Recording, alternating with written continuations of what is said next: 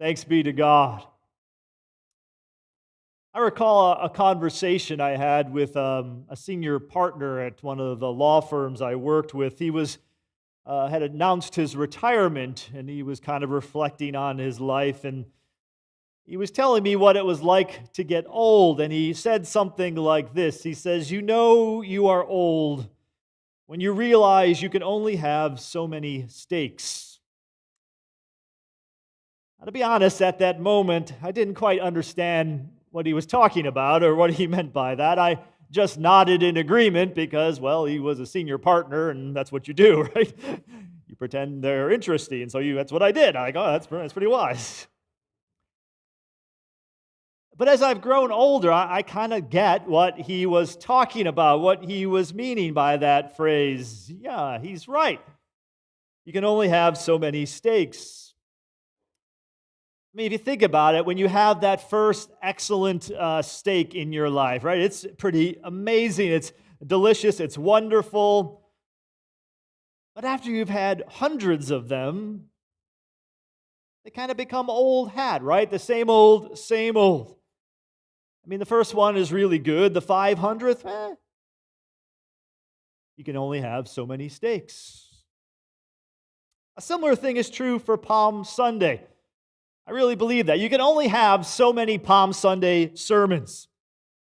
Of all the liturgical days in the Christian calendar, I find Palm Sunday the most limiting of all of them. The range of it, the bandwidth of it, right? You come to Advent, you come to that time of year, Lent or Good Friday, Easter, there is a ton of material. Even Ascension Day and Pentecost and Trinity Sunday, there's a veritable cornucopia of stuff that you can preach on. There's plenty of grist for the preacher's mill. But on Palm Sunday, you really have only three choices, basically. Three kind of areas to mine. There's only so many nuggets there. You can preach on the palm branches, you can preach on the hosannas, or you can preach on the donkey. Right? There's basically three Palm Sunday sermons. So this Palm Sunday, I'm going to choose what's behind door number 3. That is, I will be preaching on the donkey because I want to give the donkey his due. To give him his hour, this misunderstood beast. He did have his day. G.K. Chesterton has a poem entitled "The Donkey," in which he reflects on the donkey at the triumphal entry, and he writes in that poem, "Starve, scourge, deride me, I am dumb. I keep my secrets still. Fools, for I also had my hour. One far fierce hour and sweet, there was a shout about my ears, and palms before my feet." The donkey had his hour, and I intend to give him his hour this morning, or maybe his half hour, don't worry. I'm not going to go for a whole hour. And the question I want to answer this morning is, why a donkey? Why a donkey? Why is there, of all things, a donkey here in this regal moment, in this time of the triumphal entry? Why does the donkey get his hour? Why a donkey? That's the question I want to answer. And in the history of preaching and exegesis, there have been two typical common answers to that question, why a donkey? Two reasons given why there's a donkey here. And I have no problem at all with the first one. I fully embrace it, but I have some doubts about the second. So let's take a look at these two reasons why a donkey. And reason number 1, the one I have no quarrel with, is to fulfill prophecy. The donkey is here to fulfill prophecy. You see, this is not a spur-of-the-moment thing when it comes to Scripture. This donkey and his story is quite ancient. It goes way back into the Old Testament. In fact, it goes all the way back to the first book of the Bible, to Genesis. That's where we first hear of the prophecy related to this donkey and our king.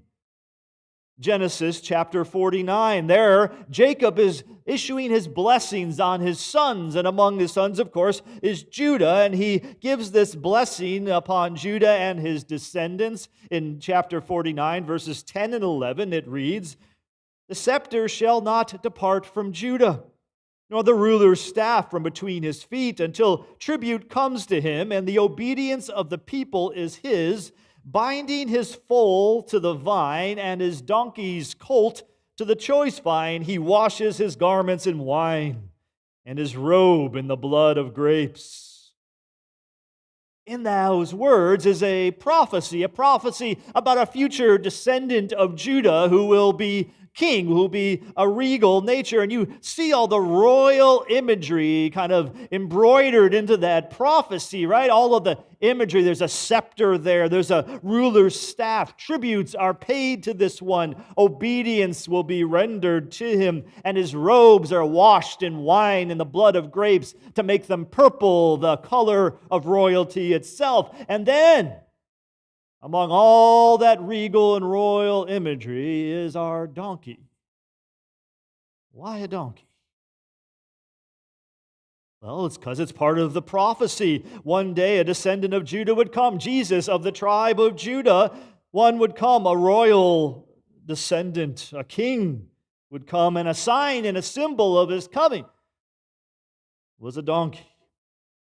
It's part of prophecy, and they're connected together, this donkey and this king. And of course, that becomes even more vivid, more emphasized, punctuated when we come to Zechariah's prophecy in Zechariah 9, the one that Matthew himself cites in our text. In verse 4, he says, "This took place," Matthew says, "to fulfill what has been spoken through the prophet." What prophet? It's Zechariah.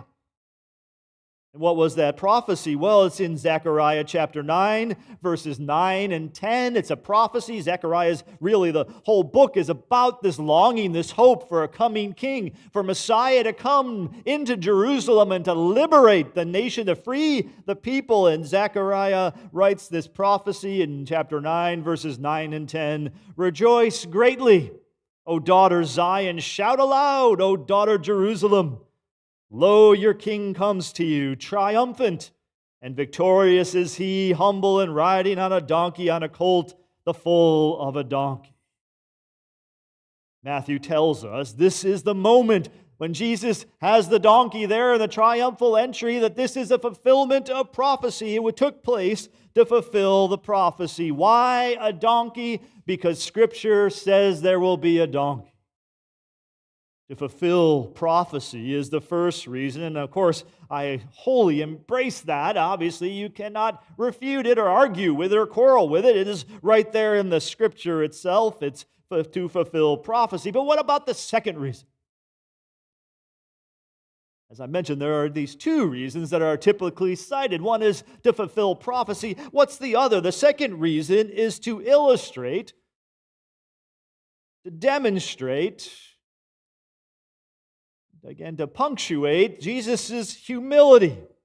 That's the other reason that's usually given. The first is to fulfill prophecy. That's why there's a donkey here. And the second reason is to show how humble Jesus is, to demonstrate his humility.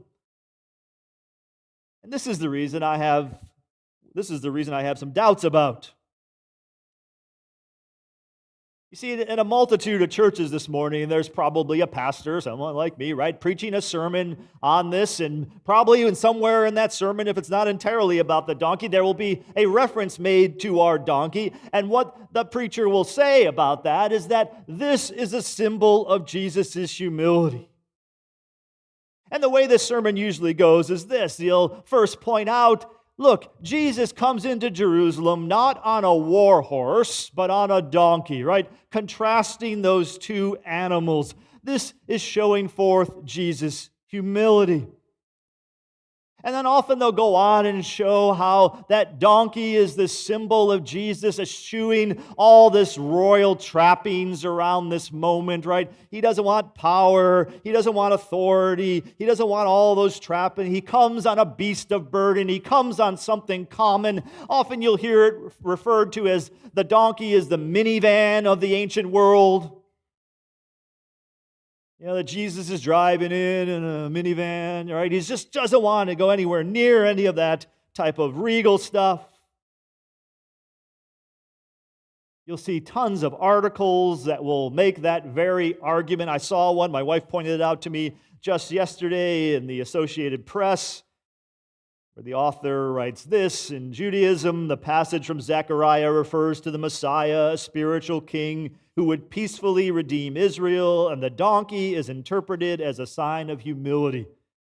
In Christianity, this animal becomes almost a symbol of Christ himself, given how it patiently suffers and bears others' burdens. Horses, on the other hand, tend to be associated with royalty and power and war. That's kind of how it goes. And then the preacher will conclude with application, and that application will usually kind of call the congregation to do likewise, to be like Jesus, to be humble like Christ was humble. And often in these sermons, and particularly in more progressive kind of circles, it'll veer off into politics and how Christians should engage or not engage in the public square. And contrasting will happen between the candidates and political people of our day and rulers and leaders and strong men around the world. And the contrast will be made. Look at Jesus, so low and humble, and look at these people, the leaders of our time. And every Palm Sunday, that's what will happen. You'll see the tons of articles. If you go home today, you will find one somewhere out there that makes this very point: donkey humility. Equal sign in between. This is what the symbol means. The donkey indicates the humility of Jesus, but I have some doubts about that exegesis this morning. Now, don't get me wrong. I certainly believe that Jesus was and is humble. I also believe Christians should be humble as well, particularly in the public square. I would like to have humble leaders. I think the donkey is indeed a symbol of peace rather than war. I think that point is right. But even there, we need to be careful, because part of the history in the ancient Near East, the reason why you would ride a donkey in is because you had won a war. You had triumphed in a way. And so you rode on a donkey to show that war was over, that this peace has now come, but it came at a cost. It's peace as a result of victory. But my real quarrel is with this idea of the donkey being a symbol of humility of Jesus and the applications that come from that. I think this is where this goes wrong. So let me tell you why I think that's the case. You can evaluate it yourself, but I assure you this morning you are about to learn more about donkeys than you ever wanted to know. Aren't you excited? This is going to be riveting. So I've been studying donkeys for the past several weeks. This is what you pay me for. It's really a good job. And one of the things I learned is there's a donkey expert out there, a biblical donkey expert, a guy at Biola University. His name is Kenneth Way. He is an expert on biblical donkeys. This guy wrote the book on it, the definitive work on it, entitled Donkeys in the Biblical World, Ceremony and Symbol. 288 pages on biblical donkeys. You can pick it up on Amazon for $52. Dr. Way has not only written this book, but he's written numerous journal articles about donkeys and terms used for donkeys. He is the donkey man, right? This guy knows what he's talking about. And Dr. Way is really frustrated with preachers and pundits because he thinks that they get it all wrong about the donkey, and particularly about the donkey here in the triumphal entry. So let's get some facts straight about the donkey. You could put up that slide for this morning here. That would be great. You can see this slide up here. I made this myself. It's nice, isn't it? Looks like a math problem, maybe like something you'd had to do in philosophy class. But what he points out here is that there are 3 terms for a donkey in the Hebrew Bible, plus 1 term for a donkey hybrid. Now, what's a donkey hybrid? Anybody know? It's not a Prius. A mule. Who said that? Oh, look at that. Pretty good. Yes, a mule. Do you know how you get a mule? Yeah, that's right. You made a donkey and a horse, and you get a mule. That's how it comes, right? So you got a hybrid. It's a hybrid animal. So you can see the terms that are there. You've got a general term for donkey. This is a kind of an umbrella term, male or female. It's the big word for it. And then you have this kind of specific term for a female donkey. Maybe you never knew this before. They're called jennies. All right? And then you have this kind of a word for a male equid. This could be a donkey. It could be a hybrid. It could be a mule. You call them a jack, right? You know that one for sure. All right, so there's jennies and there's jacks. They're the male. And then, of course, there are these hybrids. You have all these different words. Now, to be honest with me, okay, 75% of you this morning, when I said the word donkey, the image that comes into your mind is a scene from Shrek, right? That's what we think about. Because we really don't relate to donkeys a lot.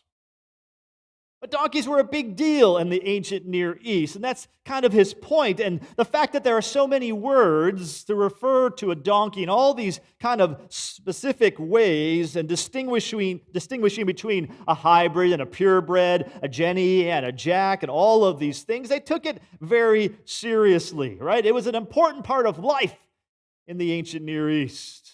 You can take that down.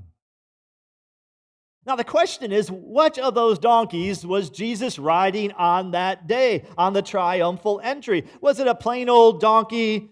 Was it a female donkey, a jenny? Was it a male donkey, a jack? Or was it a hybrid? What was going on there? And was he riding one donkey or two donkeys? Do you ever hear that kind of argument? It seems like Jesus is riding two donkeys in the text. Listen to Matthew again there. When he writes in verse 5, "Tell, daughter of Zion, look, your king is coming to you humble and mounted on a donkey," okay, a donkey, "and on a colt."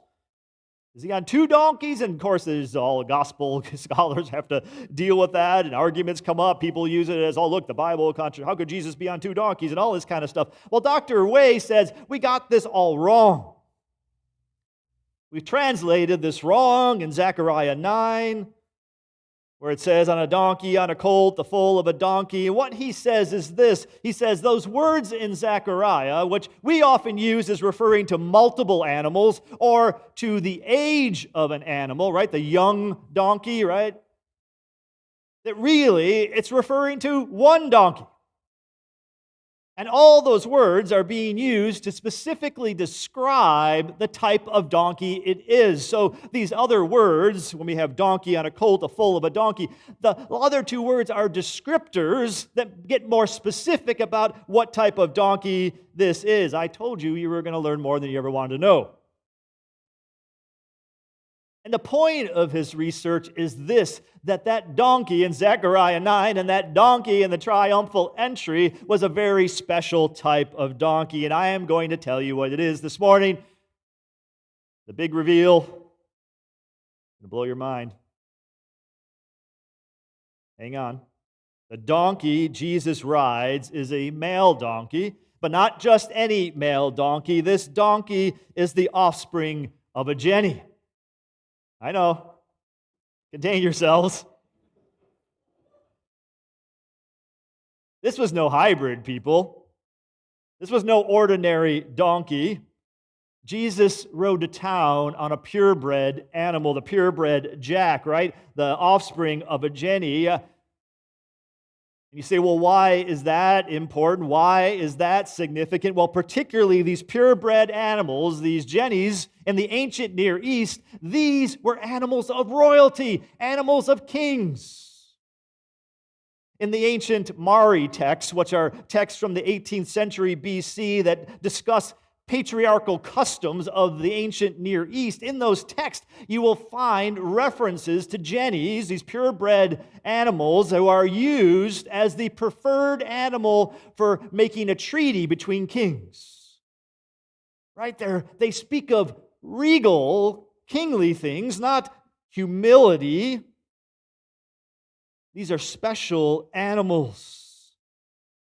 And I take that to mean, if Way is right, and if you buy into it, I'm persuaded by it, you might not be, But Jesus didn't ride to town in a Kia Rio. He wasn't in a minivan. He was coming to town on a royal regal animal. He was in a Lexus, an Audi, a Mercedes, right? Something that was luxurious, something that spoke of a royal mount.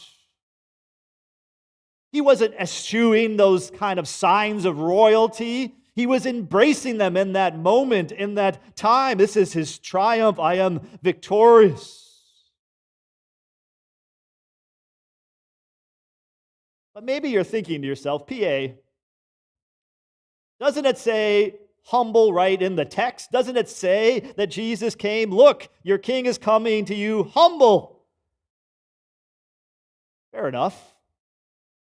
It is in the text, but as many commentators, including Way, has argued that word humble, particularly as it's drawn from the text in Zechariah, referring to a king in the ancient Near East, is a special type of humility, the humility of kings.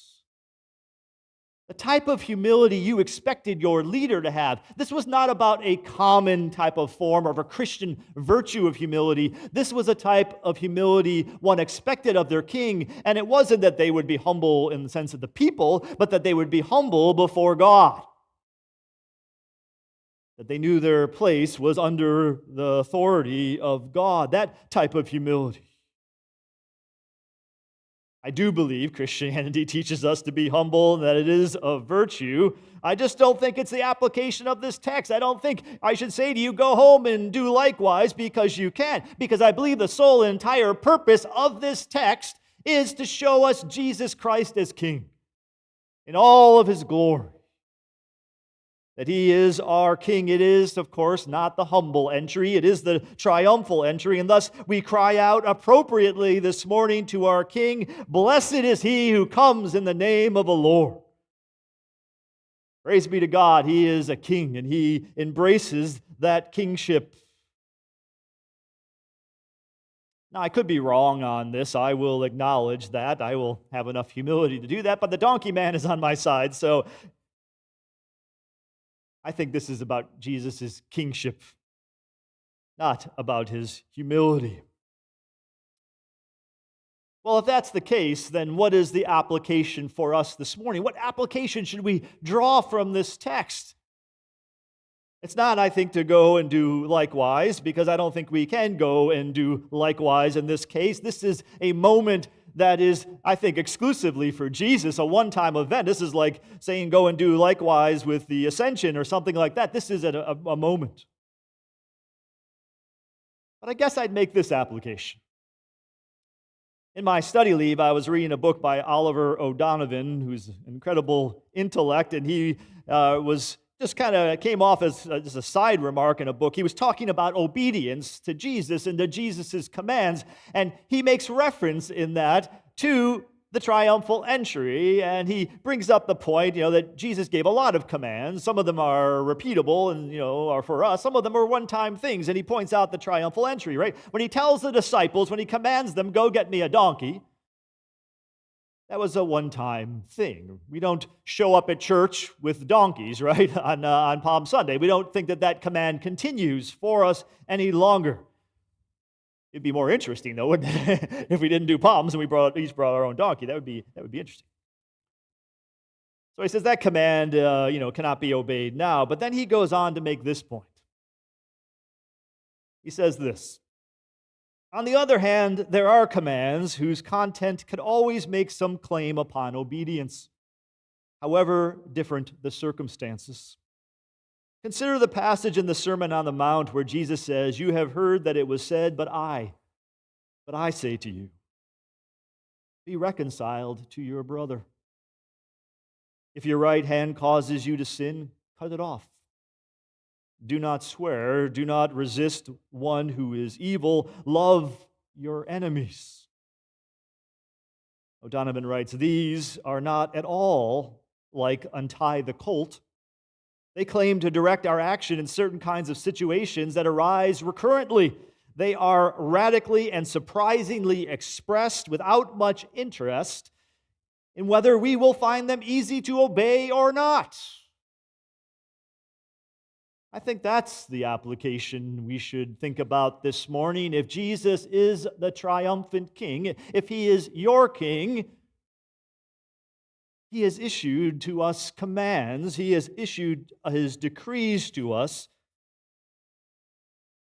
And if he is our king, we best take those decrees seriously, because he does not have much interest in whether we will find them easy to obey or not. He says to you, I am your king, and this is how I want you to live. So that's my application this Palm Sunday. Obey your triumph.